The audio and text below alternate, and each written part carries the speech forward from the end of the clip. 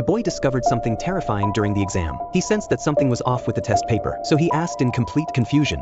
อาจารย์ครับข้อ40ต้องทำยังไงอะครับโจทย์มันมี2ชุดเธอได้ข้อสอบชุดไหนเธอก็ฝนไปตามนั้นน่ะ This not only stunned the girl instantly, but also stunned Carl and the others. It turned out the girl had made a deal with many wealthy students. They pretended to be learning piano, but in reality were teaching exam cheating. But the exam had just started, and they were already facing trouble. This time the exam had both A and B versions. However, just when the girl was at a loss, an unbelievable thing happened. Mark deliberately dropped his test paper, then pretended to be organizing the scattered scrap paper. But in reality, Mark wanted to remind the girl that someone was copying her. To his surprise, the girl didn't get angry, but instead flashed a strange smile. What he didn't expect was that the girl was in on it with them, and to pass the answers more efficiently. The girl took the opportunity when Mark handed in his paper. She quickly signaled Jim that she had the A version. At that moment, Jim also pretended to take off his glasses, so he could pass on the version he had. Then the girl turned and made eye contact with everyone. Next, she decided to first pass out the answers for the A version. She skillfully tapped the table, while Carl, holding the A version, confidently filled in the answers. Watching the synchronized movements of everyone seemed a bit eerie, but with half an hour left before the papers were due, everyone nervously copied the answers. Soon Carl, with the A version,